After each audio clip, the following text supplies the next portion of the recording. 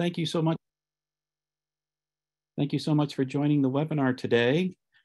And very excited to have our presenters as part of this webinar.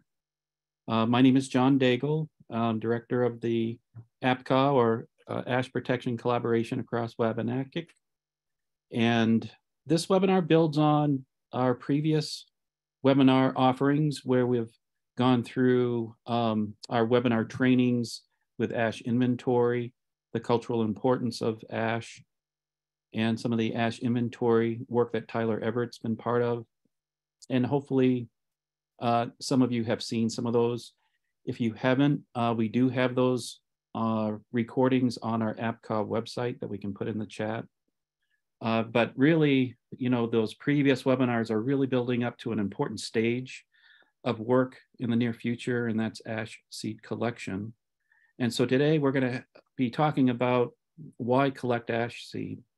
And I've got several great speakers to help us with this.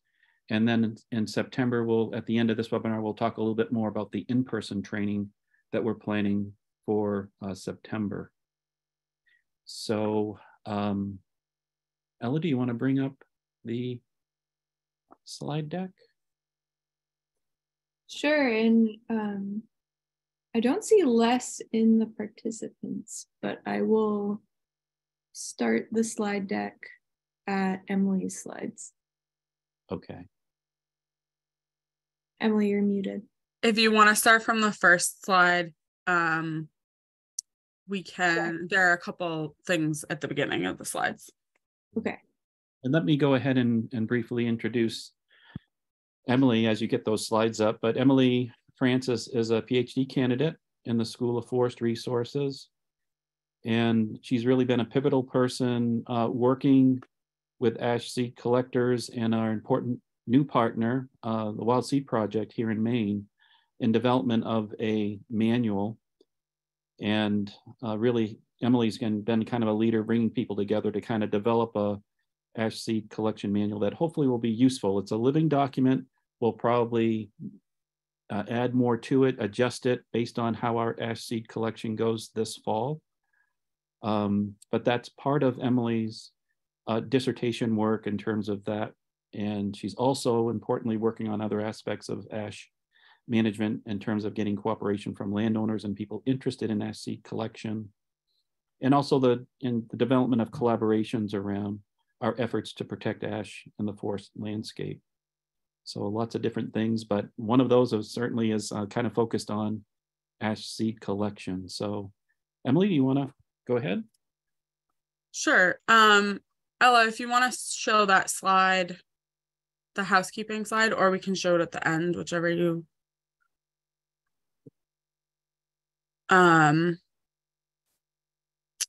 We have Ella and Tyler who are going to work on keeping people muted, but just be aware to please mute yourself. There will be a Q&A at the end of the session. Please put your questions in the chat and we'll monitor those to answer as many questions as we can at the end. And Ella does a fantastic job at our newsletters. So if you're able to use the QR code or the link, we can probably put that in the chat and you can sign up for that to make sure that you are getting all of our most up-to-date information. So Ella, if you want to skip to my slides, that might work best.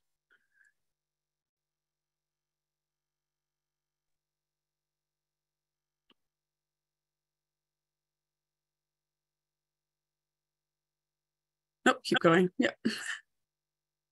Okay. There we go. So the ash seed collection manual, if you have been involved with what we've been doing and seen our previous presentations and things that we've done, you've heard us talk about the seed collection manual. It's on our beautiful website that Ella was integral at creating for us. So if you go to the UMaine APCA website, it's under seed collection and growing ash, which is one of the tabs you see at the kind of in the middle under the ash protection collaboration across Wabanaki here on the screen. So if you go to the next slide. So if you have this document, if you've looked through it, the basic steps or the 30,000 foot steps to collecting seed follows these 8 guidelines. And you really need to be able to identify ash trees, and then the specific species within ash trees, identify the sex of the ash tree, and learning about the timing of seed collection, how to prepare for collecting, the gathering of the materials that you'll need, deciding where you're going to send the seed after it's been collected, then actually collect the seed, prepare for storage, and then store seeds or send seeds where they need to be stored. So the next slide. So just for a quick and dirty overview, there are 3 ash species in Maine. That's brown or black, as it's called outside of Maine, green or white. As you can see just from these images, there are definite differences in the bark, and it can be pretty nuanced when you're actually out in the woods and you get to know these species and different kind of trees really well. You'll understand that there are subtle differences to brown ash that you're going to need to be able to recognize the buds and the leaves and the fall foliage, all to connect what you're actually looking at, because as Tyler always says, it can be really easy to get mixed up. Tyler and a lot of other professionals will talk about that. And you're not always going to have foliage or leaves available to you when you're looking at ash. Very important is that the ash seeds are all very different. And we have this great example of the ash seeds on the right of the slide. So if you could go to the next slide. So then there's also the ash sex identification. You have female, male, and polygamous trees. So A and C images are both female flowers. They're generally described as wispy looking, and they can hold over the stems of what the seeds are connected to will hold over to the next year, sometimes a couple years.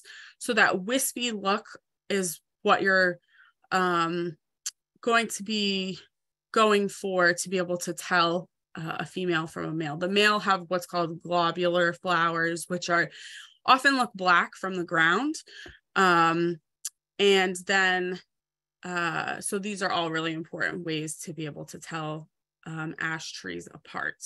And Tyler just dropped into the chat the Forest Trees of Maine guide, which was created by the Forest Service in Maine. And we have that on our list of items that you should definitely have when you're going to do this work. There is an image in the manual in the appendix that is one of the pages from that document, which talks about the difference in ash in Maine. So that's definitely essential when you're going to go out into the woods. Next slide, please. So this is what was created. As you can see, it's on page 15 of the ash seed collection manual. I broke this down into annual ash seed collections activities. So if you're really into collecting ash and you are really interested in doing this long term, you can kind of plan your year around what exactly you'd like to do. Starting in the winter, we'll start in the spring. So spring is when you want to be scouting the trees, identifying the trees, the sex, evidence of EAB activity, and marking trees for potential collection. When you're getting into the summer, June, July, August, you want to be monitoring for seed growth and development, looking if you're interested in being involved in leaf collection research, which is in the ash foliage collection section of the manual. This will take place during that time frame. EAB activity, is emerald ash borer activity. So I don't really go over that too much in this presentation, but the manual itself will provide excellent detail on where to look for more information on being able to monitor emerald ash borer activity. You're looking to collect seed between September to October, but you're not, as Les likes to say, you're not going to want to go past, or do not plan to go past collection on past Indigenous Peoples Weekend in October. Generally in the Northeast, we're going to have big windstorms by that point, and most of the seeds will have been blown off the trees by then. So you really want to make sure it's September to mid-October. And then when you're in the winter, you know, from October back to March, you really want to make sure that you are preparing and for preparing the seed that you have collected for storage, and then evaluating the year before what needs to be done, what you're missing, completing your data collection, and all those sorts of things. Next slide.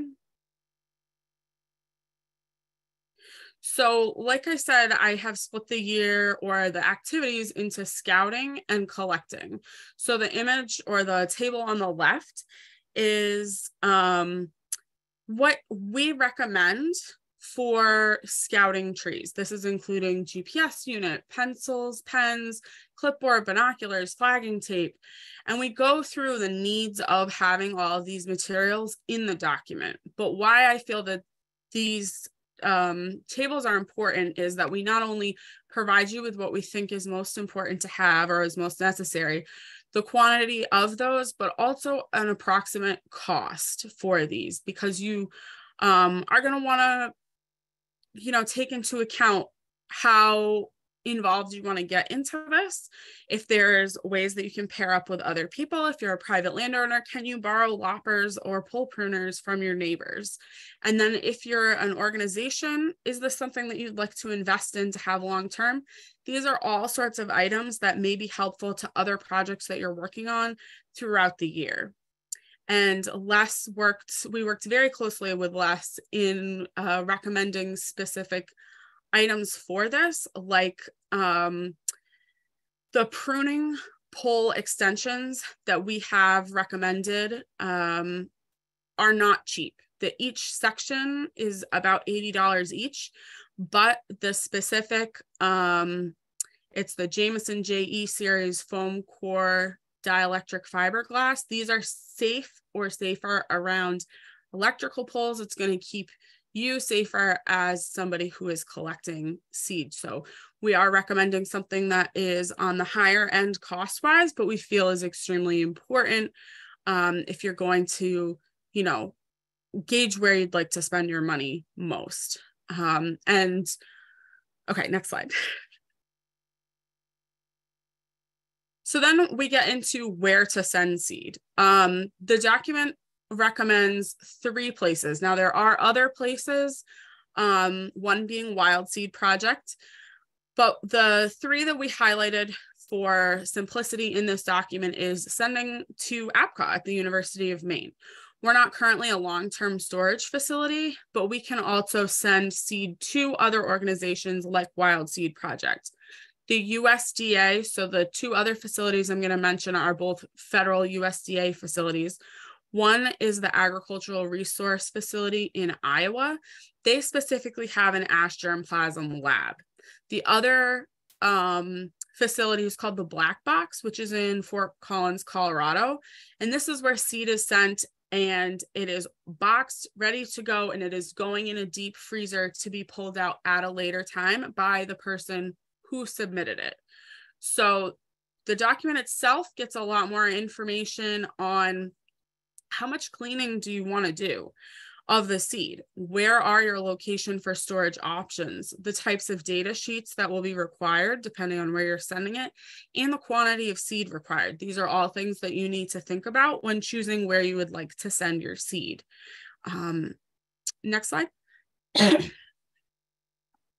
So the first data collection sheet, just to get everybody's eyes on this so that you have seen it before you look in the document, if you haven't looked in it before. This is the National Seed Laboratory data collection sheet. And as you can see, there are very specific things on here. We need to know date of collection, collector's name, GPS units for each tree. So you're going to have this data collection sheet for each bag of seeds. And there is one bag of seed per mother tree that you're collecting from. Now, in the document, like this slide says, this is found on page 58, but there is a section in the document that breaks down what each of these questions are asking and the meanings behind them. If you'll go to the next slide. This is the other federal data collection sheet, and this is coming from the germplasm facility. This is not, this particular data collection sheet is not ASH specific, and there are pluses and minuses to both of those, why you would have it more ASH specific, why you wouldn't. A lot of that is gone into detail in the document. This particular data collection form has a definition sheet that goes with it coming from the federal facility. So if you don't understand what an herbarium specimen is, which I didn't when I got started on this, that is answered for you on the data, on the definition sheet, which is found on the next page, on page 60. So then we're gonna, nope, you can go to the next slide. So the seed collection techniques, what has been recommended and what has been suggested from the documents that I looked for were, when I researched preparing for this, pole pruners are what you see on the right-hand side. And this is what I was talking about, the sections that are potentially $80 a piece if you're going to be looking for those. We ordered our pole pruners and everything from forestrysuppliers.com. This image is just of a basic pruning pole that has a saw on the end. There is an image of the pruning pole that we recommend in the document, but this is just an example of what the system looks like. You can add more poles onto it. Ash trees can be pretty tall. You may need to go up quite a few feet to be able to reach what you're looking for. Pole pruners are used for sawing clumps of seed, clearing branches to access seed, and removing branches to drop seed. If you just click the next button, Ella. So this is a pocket rope saw.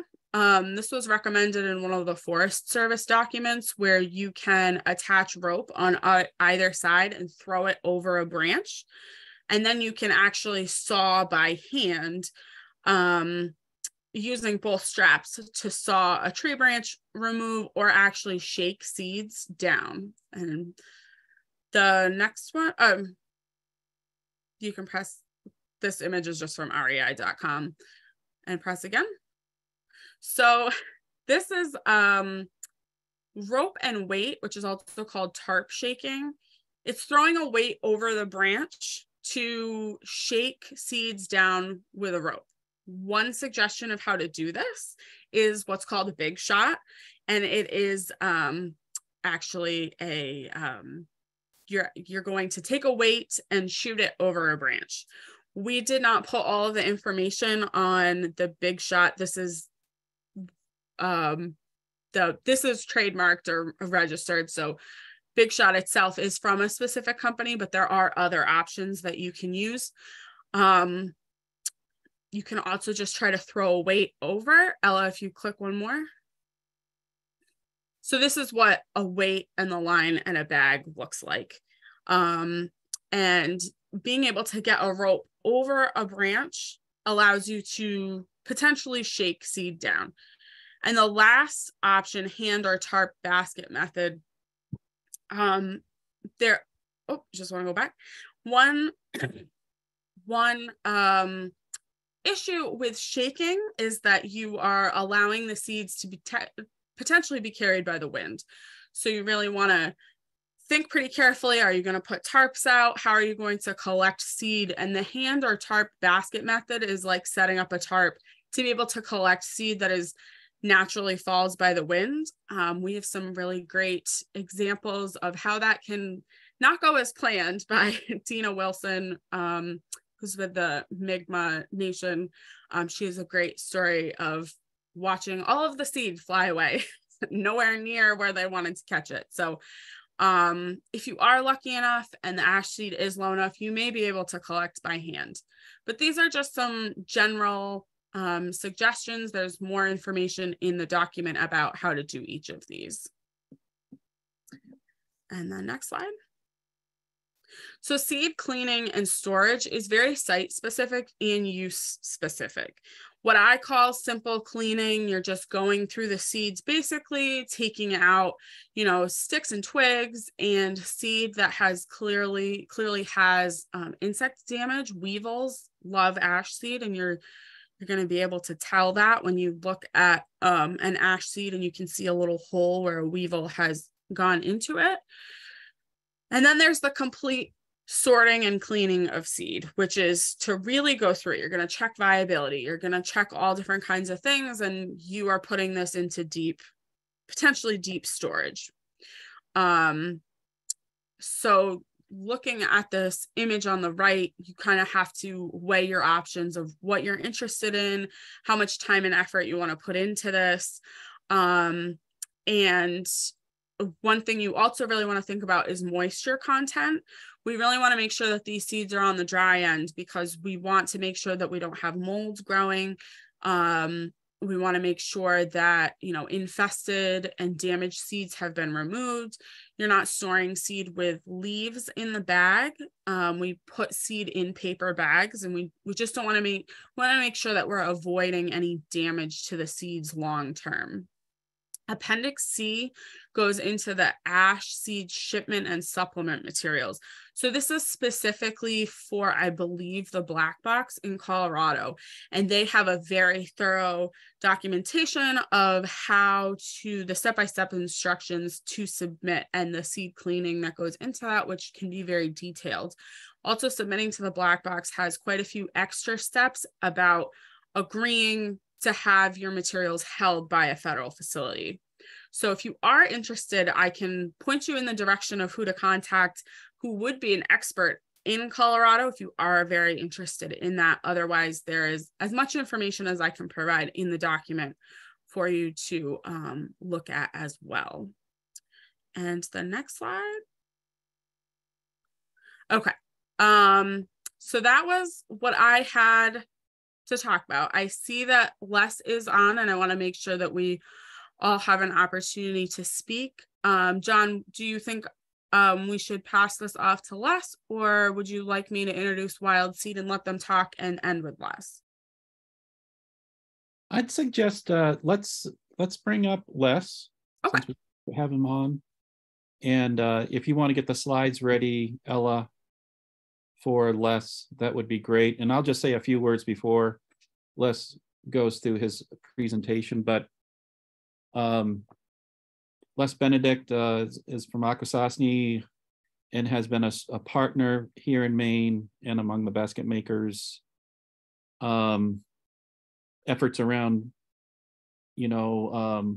preserving black ash, brown ash here in Maine for more than a decade. And Les has been working with brown or black ash for over 3 decades, and well before EAB was actually in the United States.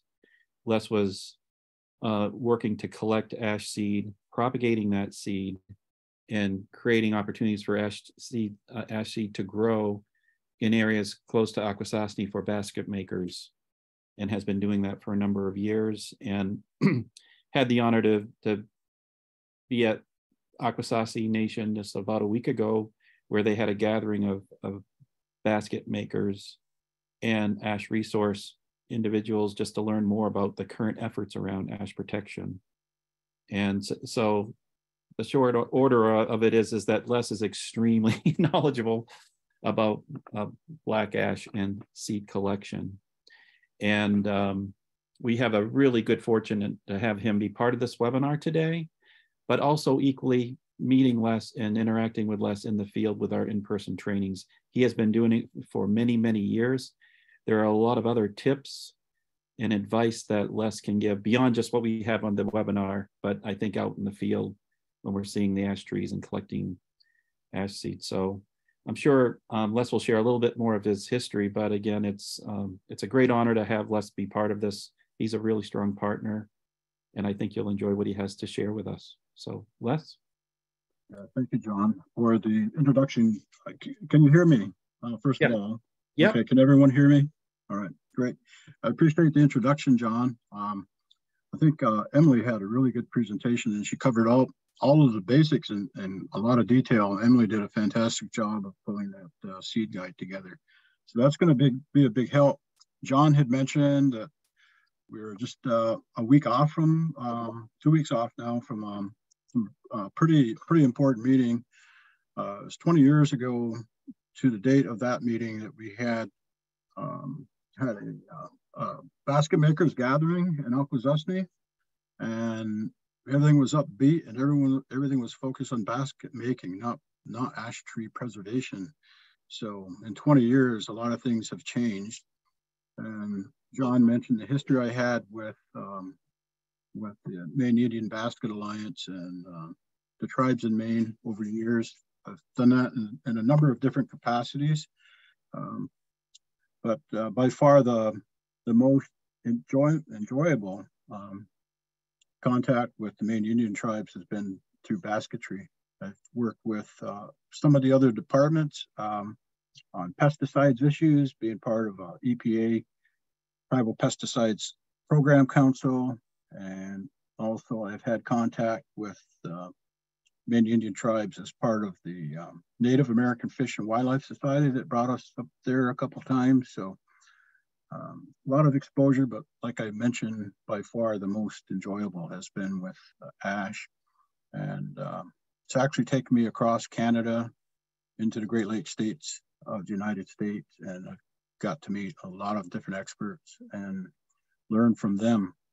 But by far, I think everything really started for me in our community, and I'm going to cover that. I don't.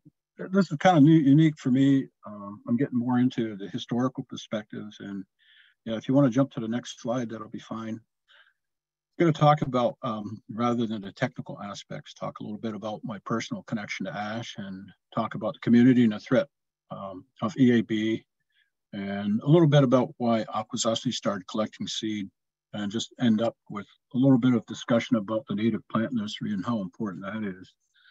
So if we can go to the next slide, please. I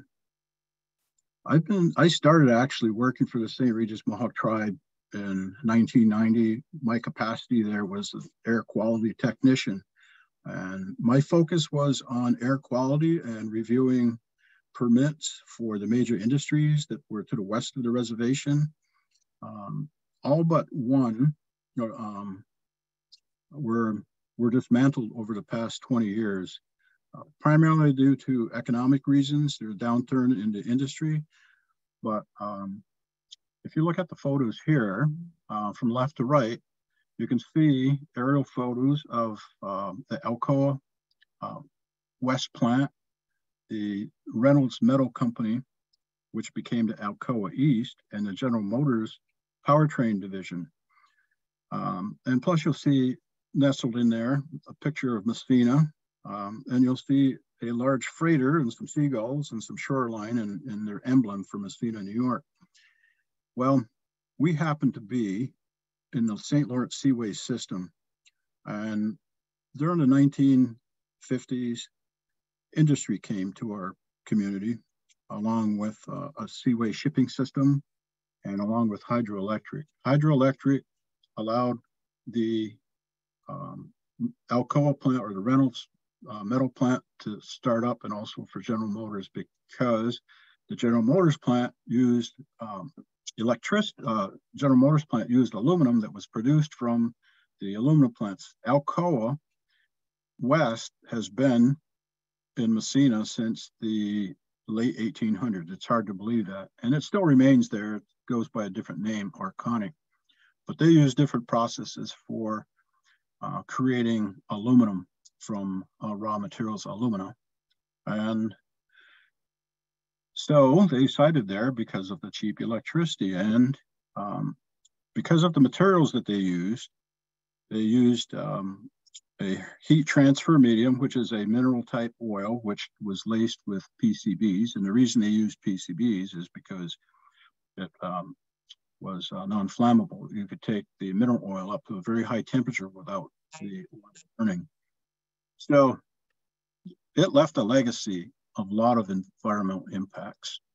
Hazardous waste sites. Every one of those sites you see there is a hazardous waste site in different stages of being remediated. Most have been remediated, and the Alcoa East actually has a monument. I say that facetiously. It's a hill that they built, which is a Toxic Substance Control Act site. It's basically a tomb for hazardous waste, and a lot of these waste got into the waterways, into our fisheries. And you can see on the Reynolds plant, you can see where they have a large lagoon. It's just on the edge of the river. But anyways, so there was a call out to the community, by the community, to the Akwesasne Task Force on Environment for environmental restoration projects related to enabling industrialization. One thing I didn't mention was both of these plants, the aluminum plants, produced hydrogen fluoride, both in particulate and gaseous form, which is pretty damaging to plants and mammals. So that's the premise by which the Akwesasne Task Force was asked by the community to create environmental restoration projects. One was agriculture, one was aquaculture, and one was seed collection for plants, and also for seed saving for native plants. So I was fortunate. I wanted to work with black ash, and that's what I got involved with. The picture to the right is a picture of an elder who is now passed away, and she's standing next to one of the first plantations that we created back in 1992 or 93. We actually transplanted trees from the Brazier State Forest, neighboring forest, to her property, and started raising them. She was the type of lady that she just wanted to do things. And basically her and I went into the woods and started collecting ash trees and transplanting them to her property. The picture on the left is just a restoration project that I was involved with about 20 years ago for one of the local businesses. And we actually got to the point where we're able to learn a lot about black ash and collect seeds and begin planting them. So there was a call for the ATFE, if you look at this map, to bring black ash. If you go back to the next map, to bring black ash back to the community. In the center of the map is Akwesasne, which is in northern New York State. And the red line goes up to Maniwaki, Quebec, which is about 100 miles away. And that's where our community was going to pick up, to collect black ash. Unfortunately, that's a long distance to drive. And so we started working on efforts to bring black ash back to our community, including seed collection and learning a lot about black ash because there was very little literature out there. Next slide, please. Black ash is very important to us because it connects the generations. From left to right, actually center is a antique photo of people in our community making baskets. It's part of a history. It was probably back in the early 1900s. On the left is Henry Arquette, who was an elder. He was a teacher in basketry. And in the center is a group of young ladies that are probably now in their 40s. So about the time that basketry started coming back to our community, we realized we needed more resources in our community rather than traveling so far away. Next slide, please.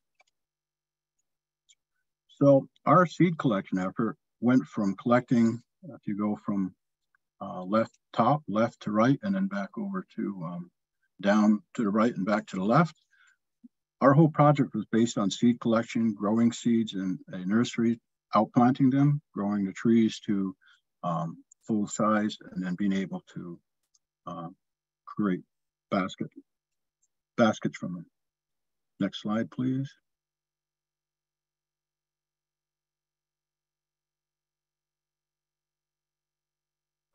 So my seed journeys have taken me, like I mentioned, all over to different nations. This is just one of the last journeys that I made back in 2011. Next slide, please. But it's also taken me up to Maine and also to Wisconsin and Minnesota and up into Northern Ontario. Seed journeys have included working with a lot of different people. Emily mentioned some of the literature that she worked with in developing her seed manual.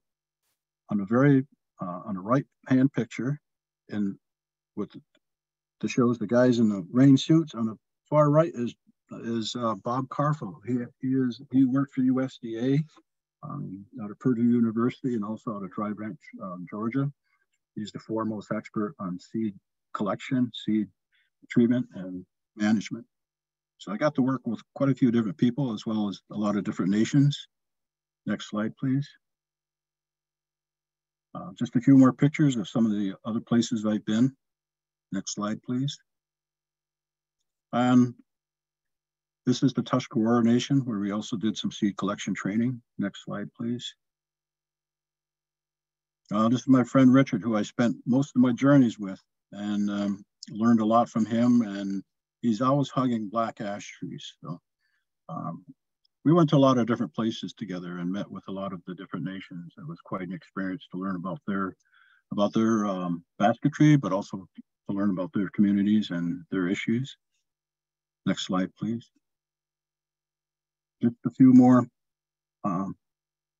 Another place that we collected was up in Cape Croker, Ontario. Next slide, please.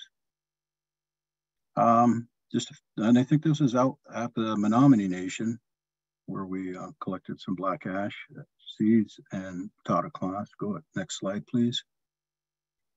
So what happened, we had the EAB alert. All of our focus was on restoration and bringing the seeds back into our community and raising trees. But unfortunately, as you can see from this map, this is the risk map. This is from 2003, like I said, 20 years ago. And now this map is completely changed, as you can well imagine. But I went out to Brighton, Michigan, and learned how to assess for EAB, and actually got to see a lot of the damage that it was causing, and sounded the alert back home and also with the other nations, and tried to recruit and try to get a lot of other people involved with seed collection. Next slide, please. So ash seed is for our future. When we were collecting ash seeds, it was for restoration.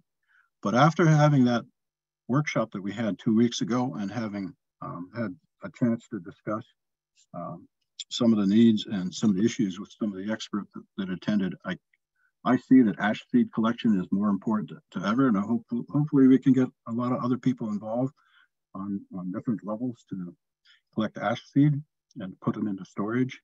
It's just as important now as ever to collect ash seeds. Next slide, please.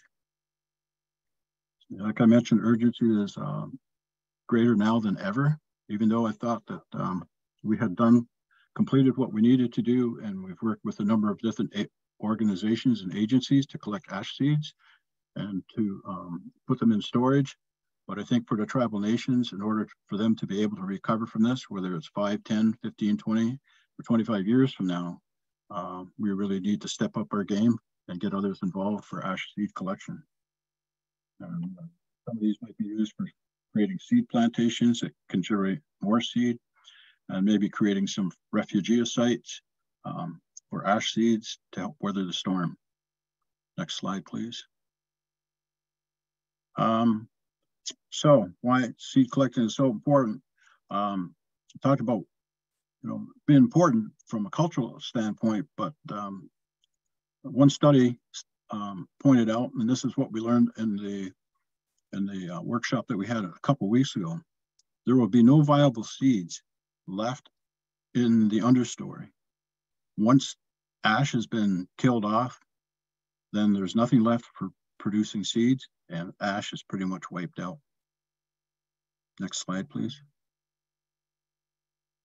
In factors that affect flowering. I think Emily went through that, but it's ever important to know that in terms of the urgency, because you're not going to have the opportunity every year to collect seeds. So you have to be really well aware of what their seed cycle is, so you can get out there and make those collection efforts worthwhile.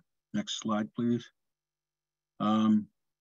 Also, just understanding when to collect seeds, when you're going to see the flowering and when they would be ready. It's all based on temperature. Next slide, please. Quality is key. So work with your basket makers and understanding what makes a quality basket tree, but also keep in mind selecting for diversity as well. Next slide, please. Ash flowers, it's very important, as Emily had pointed out in her guide. You really need to understand what the flowers look like, and this will help you do the forecast and plan for the fall collection. Next slide, please. Tied to Akwesasne Native Plant Nursery, it's a vision for plant materials to be used in restoration projects. We're involved with restoration projects now for restoration of sites where erosion is taking place, but for the future, having the ability to restore ash for our community needs is just as important. Next slide, please. Just a couple shots of some of the restoration work we've done. Next slide, please. And get collecting. This is Barb Carfault, one of our forestry techs from back in 2009. You can see they're drying some seeds, and we're getting some good pointers from Bob. Next slide, please. And I believe that's it. Now, go. Thank you very much. Appreciate it. Here's my contact information, and I appreciate having the opportunity to present to you today. Oh, thank you so much, Les. Great information. And again, we can go over some of those aspects too as part of the in-person training, particularly around trees that we might look at and look at the basket quality of those ash in person in September. And I have a few things to add, but I want to make sure that we get the Wild Seed Project folks introduced. Again, like I said, I'm really excited about the relationship that's being grown with the Wild Seed Project, with the EPCA and conservation community. I'm really excited for a number of reasons. One is for the seed collection and future propagation of seed, but also the community outreach where we might have seed collection work and propagation that takes place in different parts of Maine, different parts of the community where seeds being collected to kind of keep it local, besides just seed banking that Emily talked about. But and I wanted to have Emily introduce the Wild Seed Project, as she has had training with the Wild Seed Project and kind of in the development of that relationship. So Emily, you want to introduce folks with the Wild Seed Project? Sure, Emily F, because there's also an Emily B. So just to give a little intro, Andrea Berry is the executive director of Wild Seed Project. And she's been the organization's executive director since 2021, bringing extensive nonprofit leadership experience and a passion for decolonization and climate justice. In her role, she focuses on building community partnerships, leading strategic organizational development, and generally supporting the organization's ever-growing team. Outside of Wild Seed, Andrea serves as the select board member for the town of North Yarmouth, Maine, where she is leading community-driven efforts around land conservation and environmental stewardship. And Emily Baisden is the seed program manager for Wild Seed, and she joined in 2022, directing the organization's seed collection, propagation, and storage. Additionally, she's leading the construction of Wild Seed Project's new native seed center at Turkey Hill Farm in Cape Elizabeth, Maine. She has extensive background in native horticulture and environmental education, and she focuses largely on using native plants to support food webs and biodiversity. She holds a BS in environmental science from the University of New England and an MS in entomology from the University of Delaware. She's an avid birder and has a life goal of being able to identify all of the flora and fauna in Maine. So without further ado, welcome Wild Seed. Thanks so much, Emily. We're really honored to be part of this collaboration in this important work, and appreciate the opportunity to speak with folks today. So I'm just going to talk briefly about the partnership that is building and growing between Wild Seed Project and the APCA team. And then I'll hand things over to our Emily Baisden, to talk through specifically what are some of the things that we're doing around ash propagation and seedling care. So we're really coming into this conversation to share some of the experiences and expertise that we have around, in particular, winter seed sowing. So creating accessible and really backyard avenues for folks to collect some amount of ash seeds and to then grow them into what we've been calling living seed banks. So kind of building up a population of trees, especially down in our area in southern Maine, where we already know that EIB is present and prevalent. Growing ash down here are not those trees, even when they get to, if they're basket quality and when they get to the right maturity, are not necessarily safe to harvest and to bring up and to be used for basket making. And so we're really working on that other side of creating ash stands where we can help eventually to provide seed. We are excited to be joining the APCA team in presenting workshops and classes. And we're also looking to work on some illustrations to add to Emily Francis's guide to kind of add some additional color and kind of visual representations of this really beautiful process of ash seed regeneration. We've been working with local land trusts to monitor ash stands, so doing all the identification, tracking, and hopeful collection, although this picture is of one of the stands that we went to visit recently. And while we saw trees that in the past had our female trees and had been producing seed, you can see a little bit of those wispy bits up in the top right corner of this picture, for example. We did not find, recently we have not located any brown ash stands, although a number of green ash stands that we may also be able to collect some seed from. And in conjunction with Emily Baisden, she'll talk about this in a second, we're working to provide whatever support that we can as a Maine-based organization to aid in the setup of ash nurseries and ash groves across the state. And then finally, this bit got a little cut off in the transfer, but we are creating a set of the seed collection kits that Emily Francis detailed for everyone, and we'll have those available starting hopefully sometime this fall. We may not have them ready for the beginning of the September seed collection season, but we do hope to at some point before that is concluded to be able to lend out kits so that not everybody needs to create their own. So we're really looking to partner in it as wide a way as we can, and are really just excited to be in service of the APCA mission and vision. So I'll hand it over to Emily Baisden to talk about some of the specifics. Thanks, Andrea. Yeah, that was a great refresher on all the things that we're trying to do.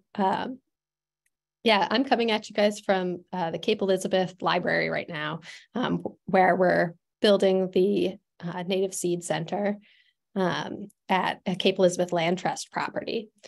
So we do have some ash on the property. It's not brown ash, and I don't think they're fruiting this year. At least I haven't seen any. I'll have to do a little bit more monitoring. So one of the things that we are trying to do is monitor on the land trusts that we are currently on and using. And then the next thing is growing out these seedlings. So I'm propagating hundreds of species of native plant right now. And the Wild Seed Project uses a method of kind of a backyard growing method for native plants. And we do a whole bunch of education across the state about it. And it's kind of the idea that anyone can grow native plants right in their backyard, right on their patios in small spaces without needing high-tech nursery gear and equipment and things like that. So right now we are trying to figure out if that works for ash seeds as well. Most native plants, or lots of native plants, require what's called cold stratification. So they need a cold period to be able to break their dormancy and grow. ash seeds require 2 cold periods. So doing this backyard method does take longer. You can't just keep things in the fridge and remove them in and out, but you can use pots, and gathering, you protect your seeds with wire mesh from critters. Like Emily said, there are a lot of things that like to eat ash seed. So barring that, we should be able to use our backyard method for ash seeds as well. So right now we are working on growing white ash, green ash, and black or brown ash in pots outside. So it'll take about 2 years for them to germinate, though we did get a little bit of germination this first year and some of our green ash, I believe. So sometimes there's always an exception to the rule of ecology. So we did have a little bit of germination. It was great to see those little babies come up, as you can see in the picture there. And we'll be monitoring these plots, keeping them well watered and in their right conditions to be able to hopefully germinate and be full of little seedlings next year. And with that, hopefully we'll be able to grow them on and plant them at Turkey Hill Farm, which is where our seed center is being grown.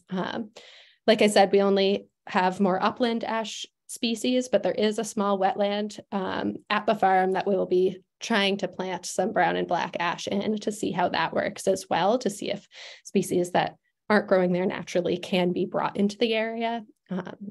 As far as I know, nobody has found emerald ash borer on this site yet, so we will also be monitoring that and just to keep an eye on it, working with the Cape Elizabeth Land Trust as their stewardship manager also monitors their sites for emerald ash borer. So stick with us. So hopefully we'll be able to add this ash growing aspect to our regular seed sowing workshops and teach people that they can do this in their own backyard without really the high-tech gear necessary, or fridges and getting plants in and out of fridges and things like that. Yeah. Yeah, thank you, Andrea and Emily.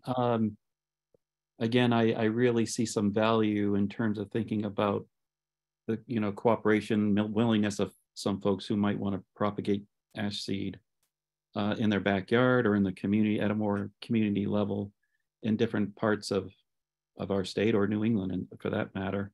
And I just wanted to add just a couple things, because not everyone on this call or webinar might be aware of the other webinars that we've had, but one of the most recent ones we've had is research conducted around ash tree and the future of ash. And it's really fascinating in the sense of just the genetic diversity that exists. We think about our 3 species of ash tree in Maine, but the genetic diversity that exists within all 3 species is quite extensive. So that's why we're interested in seed collection effort on a large scale. And the forms that Emily talked about, and again, we can talk more about this with the in-person training, but we would actually like to kind of keep track of where seed is being collected, so we can look at it geographically here in our state to see, okay, we're doing good here, but maybe we need to collect more seed in this part of our state. And again, trying to capture that genetic diversity that may be captured through our seed collection efforts. The other thing about seed collection and why it's important is that, and I think Les talked about this, we only have a limited amount of time as we're thinking about collecting seed. And, but we do have time. It's not going to be all gone next year, even with EAB kind of going through. Even in places where EAB is impacting some ash trees will linger and maybe produce seed. So you can still monitor your ash trees if EAB is in your area. And you never know, you might have a living ash tree that will produce seed in the next year or so if it doesn't produce seed this year. So kind of keeping track of that, I think, is important. And it's important as we think about seed collection to include all of our species, but I think it's especially important with black or brown ash, because as Les talked about, very little attention has been paid to this species, other than culturally. It's been extremely important. But in terms of research, a lot of the early research with EAB and ash history and efforts to retain ash has focused on the green, which has been more of the street tree, and white, which is more commercially valuable. So there's growing interest to kind of catch up on our research with the black ash compared to some of the other ash trees in terms of looking at its genetics and again, looking for what we call lingering ash that may exist. And one thing that we're learning, again, through research is that black ash is one of the most susceptible species of ash to the emerald ash borer.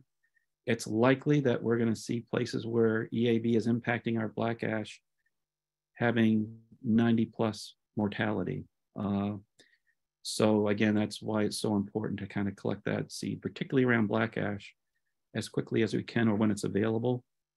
And also have research that's being done around the resilience of ash trees, particularly around the black ash, because they are just more vulnerable than some of our other ash trees.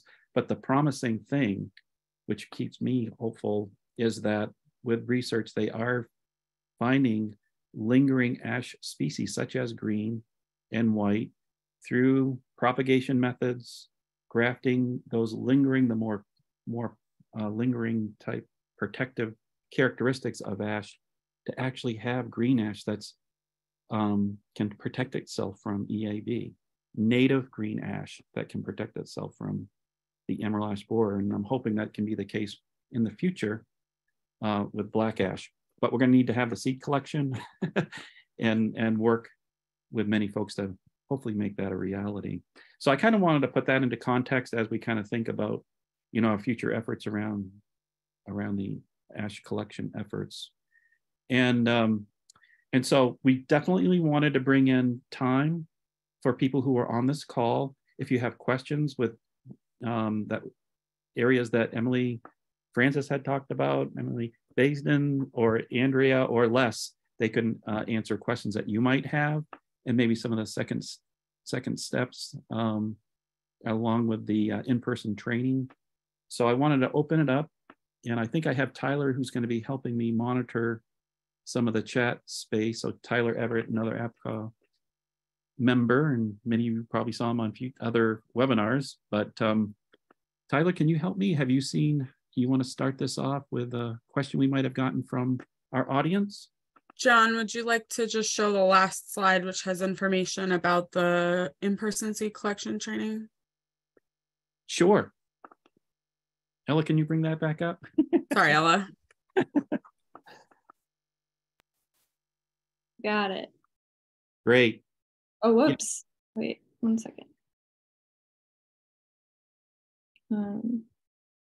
Because this may be one of the questions that some of you have had in the chat, but a little more information on the in-person training. September 12th. We will probably be doing something here locally near the University of Maine. We do know we have spots where we have green ash producing fruit. So we will be able to collect seed as a demonstration, but hopefully we'll be able to find some brown ash locally to collect seed. And then if you go to the next slide, Ella. So just thank you. And then the final slide. If you have questions or comments, John suggested putting them in the chat. If you'd like to, you can also raise your hand on Zoom and we can call on you. If you would like to provide us with feedback so we can improve our webinar series, the QR code on the right or the link on the right will take you to a Google form to do that. And if you're interested in signing up for our newsletter, that's the QR code and the link on the left. The newsletter will have information on how to sign up for the in-person training that is going to be September 12th. So if you'd like to open it up for questions, you're welcome to do that. Yeah, I can address, we've got a great question here from Jocelyn. Is there any worry that if black ash is planted now that it will cause EAB to remain in Maine longer? Would it be better to grow the seeds into trees once EAB is no longer in the state of Maine? And that's a great question, Jocelyn. But one thing that we know is that likely EAB is going to stay here pretty much forever. As long as there are ash trees, EAB is going to be present. And the idea behind efforts now to retain ash in our forest landscape is really it's going to have a huge impact early on with our ash trees, particularly those ash trees that just have no resistance to EAB. But once that first wave of EAB comes through the area, the EAB population will be reduced just because there's not going to be as many ash trees to eat on and reproduce. So the idea here is to create a situation where, again, with wasp and other things, natural predators that can kind of control EAB once it gets down to a particular level. The idea here is that we'll have ash, our native ash, coexisting with EAB, and hopefully propagating and nurturing those ash that may show some more lingering resistance. Its ability to protect itself with EAB to kind of coexist with the emerald ash borer. And the idea around, I think, with the ash seed collection is that we're going to continually be reproducing seed, keeping that ash on the landscape. In a way, you almost need ash trees to kind of coexist on that landscape, feed EAB and the wasps that eat those EAB. So it's a balance really that's happening. But the idea is that you would keep ash growing, keeping it on that landscape. And the seed banking that we would do, the live seed banking, would be an important piece to that puzzle, as well as some of the work that Tyler's working on with a seed that might already be in the ground that will be coming up after those ash trees die. And that's another potential source of a seed source in a sense, right? And Tyler's hoping to maximize the seed that might already be in the ground that might be coming up. That's part of our seed bank, living seed bank. Hopefully that's answered your question, Jocelyn.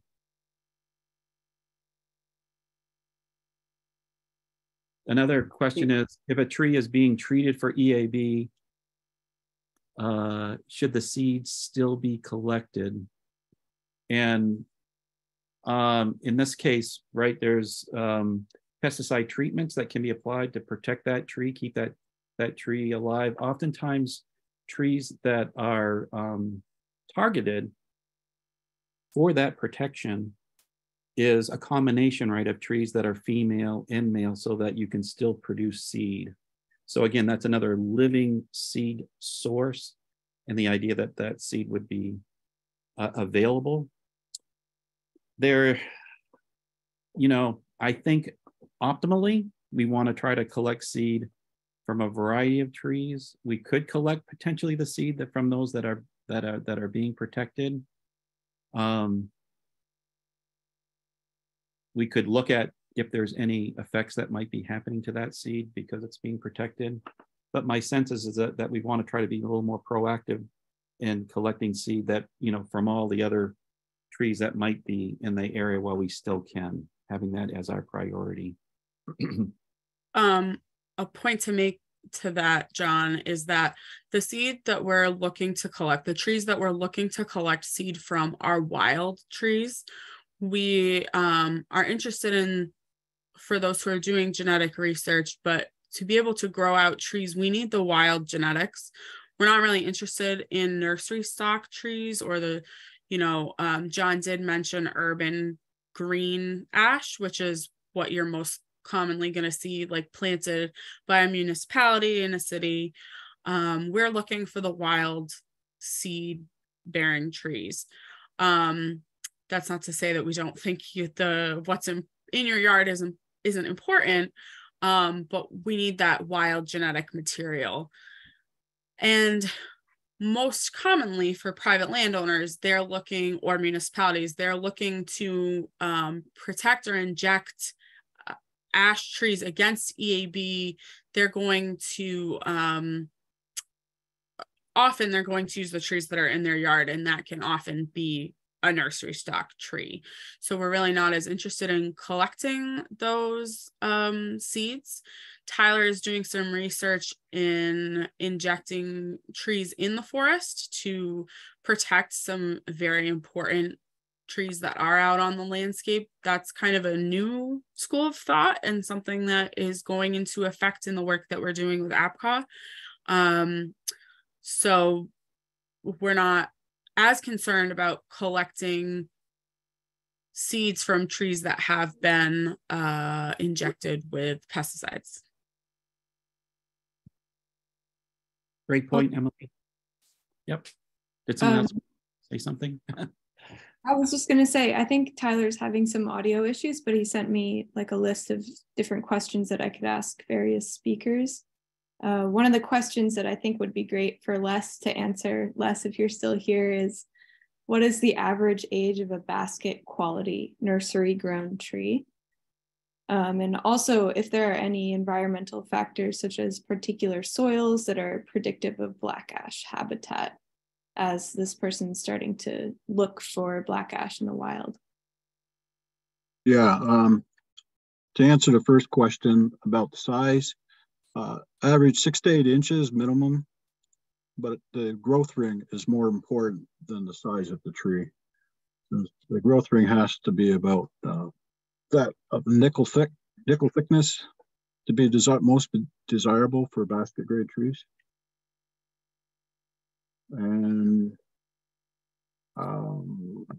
environmental factors, fortunately or unfortunately, there is a wealth of information that has been developed to the researchers learning about EAB and impacts on ash. There is a ton of information, a lot of literature that's been developed with regard to the type of habitat and its conditions. And I think a lot of information has been developed with regard to the hydrology of the sites. I think John, Tyler have also contributed to the research of information about sites. Deb McCulloch is another resource, and Tony D'Amato, and many, many others. So there is a lot of information that has been developed.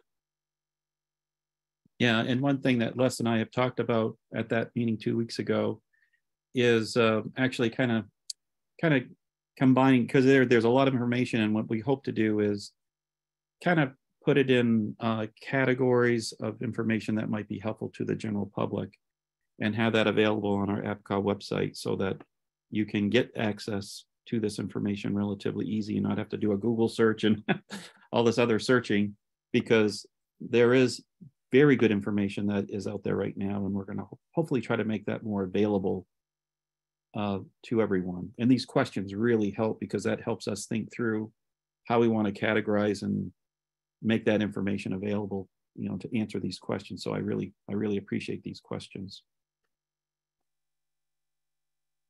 Yeah, I also want to shout out Tyler, just put an answer to the question about the average age of a basket quality nursery grown tree in the chat. It's very detailed, so check that out. A question for Emily now is our team and seed collectors in general only interested in black ash seeds? Or are we interested in a broader array of ash seeds? Sure. And also, yeah. And also, is EAB an invasive species, and how are they affected by climate change? Sure. So I can start with the first question. I've talked about it in other settings, so I didn't focus on it in this particular presentation, but the need for a seed collection document came from the basket making community, the Wabanaki basket making community in Maine, through the Maine Indian Basket Alliance. So the values and focus that we have as a research community and through APCA, our lab, holds the cultural value of brown ash as first and foremost in the work that we do, and to help the basket making community. As I believe John mentioned and Les both mentioned, that there's a lot of interest in white and green ash because of their economic value. And as Les has said before, when he started doing this research, the amount of information that could be found on brown ash would fill up a single sheet of paper. So the mission and what we focus on is because of the cultural importance on brown ash. That being said, it is important to collect all species of ash, and the work that has been done at the federal level has collected a lot of white and green ash. Our lab in particular is interested in brown ash, but if you have ash seed available to you to collect, we ask that you collect what's available to you. So if you have wild white and green on your property and you don't have brown, we still would love to have that collected. I see Emily B nodding her head. I know that Wild Seed is interested in collecting, interested in being able to grow whatever they can get their hands on seed wise. So yes, we are interested. And another thing specifically about the seed manual is that it is, while it has been written by myself, the document is a living document, regardless of who is involved in APCA in the future. It will always have the ability to be updated as information comes in with EAB, with changes in climate change and all different kinds of things. So we ask that you keep in contact with us so that we can always make sure that you have the most up-to-date document, and we'll make a big announcement if a new version comes out. And then emerald ash borer, we didn't have it in this presentation, but emerald ash borer is an invasive species that was introduced to North America in the mid to late 90s and was identified and officially detected in 2002 in Detroit, Michigan, and Ontario, Canada, right across from each other. I can't speak to how climate change will affect emerald ash borer. It is from Far East Russia, Southeast Asia. So it has a bit of a different climate than where we are here, but it has been steamrolling across North America for the last 20 years. So if somebody else would like to touch on emerald ash borer, you're somebody I can just say a few words there, because we are seeing some dynamics here in Maine, and we basically have 3 different ecotones or different ecotone climates actually in our state from south to north. And we are seeing some distinct EAB biology kind of patterns taking place. In southern Maine, EAB is able to go through kind of 2 cycles. So it really is spreading quicker, able to travel faster just with the populations in our southern Maine climate as compared to our northern Maine climate, where EAB was first detected in northern Maine, but it has spread much, much slower due to the biology. And we feel the climate effects of its ability to reproduce. So even in just the Maine, we're seeing some differences with the rates of spread of the emerald ash borer. The other thing I'd like to say, just related to climate and ash trees in general, black ash is, even though it's very susceptible to EAB, it's one of our oldest species of tree in Maine. And it's one of the, it's just a survivor, in the conditions that it grows. And again, through other research that's being done, it's really a very favorable species to try to protect in our forest, because of its climate resilience with changing conditions, with soil and other kind of water levels, and it is kind of one of those little survivor species that it's one that we would want to try to protect, as we think about climate adaptation, with conditions, if it can coexist with EAB. So, but it's one of those species that is one that we want to try to keep in our forests as we think about climate change and species changes in our state. It's a species that would likely be able to stay in our state if we can make it work with EAB. There's one more interesting question from Gail. I'm not sure who's best to speak to this. Maybe Wild Seed Project can speak to this, as you've been doing a little bit of this. She asks, Any thoughts on introducing brown ash in areas where it is not currently found? For example, coastal wetland sites. I'll make one comment. I did post the response. Wampanoag Gayhead Tribe established a plantation, a plot 20 plus or minus years ago on Martha's Vineyard. I don't know the status of that. And I believe the origin of the seeds and actually the plants were from up northern Maine. So Fred Corey was involved. He's with I think he's with the Maliseets. So it'd be interesting to check up with them to see how they're doing. But I think it's a good idea.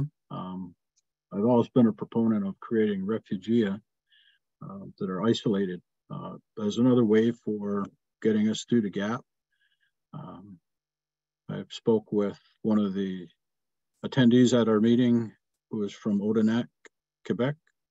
And we're looking at Anacostia Island, which seems to be pretty favorable. We don't know much about the island, but there again, it's a matter. I mean, the United States is a continent, and we couldn't keep the insect out of the continent. I don't know how successful we would be with keeping it from going on to an island.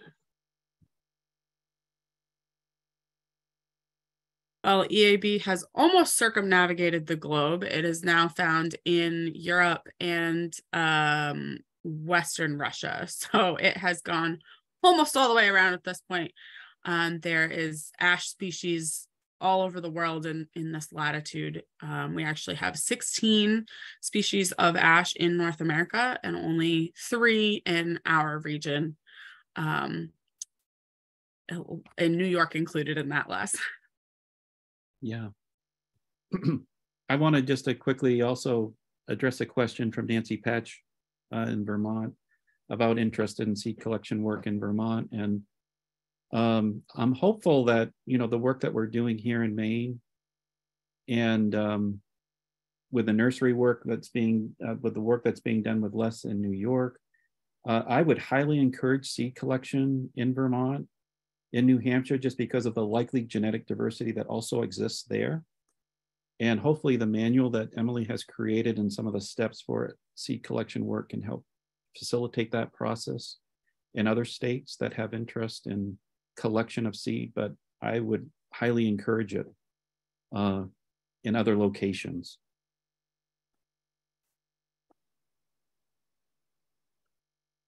And Andrea, do you want to talk a minute about, I saw that you responded to that question as well about collecting seed in other states?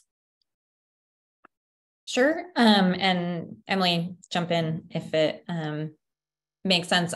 Just mostly if folks are collecting brown ash seed from other states, you can certainly, I dropped my email into the chat in response to that question, get in touch with me or with Wild Seed Project. And we'd love to talk with you about the potential to hold some of that seed at Wild Seed Project.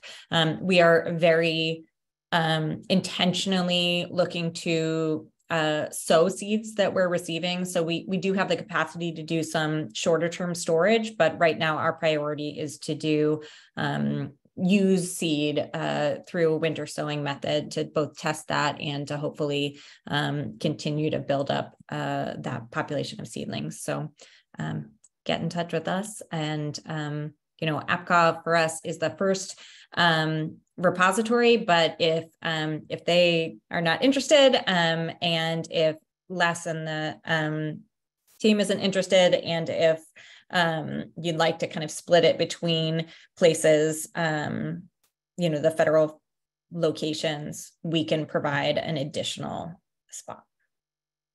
So that was a ton of caveats. However, get in touch with us and we can work through it. Well, that's awesome, Andrea, that you added that in there. Then that chat. That's awesome. I'll just really quickly add, if we are growing on seed, like the collection forms, it's really important that we know where it came from. So having the location of where that seed was collected so that we can track the plant's growth and know where that plant came from over time is very important. Thanks. Great. I do see a question about We could talk about Wabanaki legends related to the ash tree. I can just briefly just say, you know, it's just a very culturally important species. I think you got that from Les with some of his slides, but it has such a rich tradition here in Wabanaki territory. One of the legends and one of our creation stories is that Gluskop, one of our cultural heroes, shot an arrow into the basketry, and out of the basketry came the people, the singing and dancing. It's kind of one of the creation stories, not just but one of multiple creation stories that we have. But it just goes to show the importance of ash in our stories, the identity. It's really one of the fibers of kind of who we are as a people, Wabanaki. So, and not just Wabanaki, but as less with Akwesasne and a lot of the tribes here and in North America, ash trees play a role. It's just a special tree to a lot of indigenous peoples here in our state, so, and North America.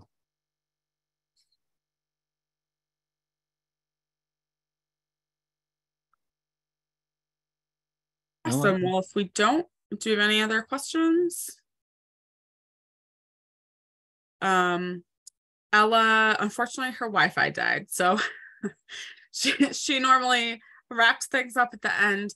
If you have any questions, feel free to contact us. Ella is the one who sent you all the Zoom link. We will be able to have the recording of this. We should be able to have the recording of this saved, so we'll be able to post this online at some point soon. And so if you have any other questions or are interested in getting in contact with any of us, Les, Andrea, Emily, please let us know. And thank you so much for being speakers today.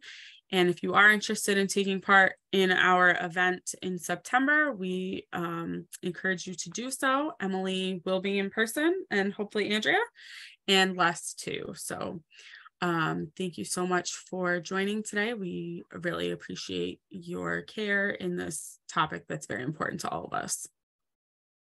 Thank you, everyone. Thank you.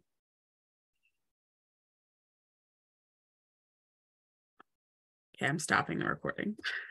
Okay. Thanks, Emily.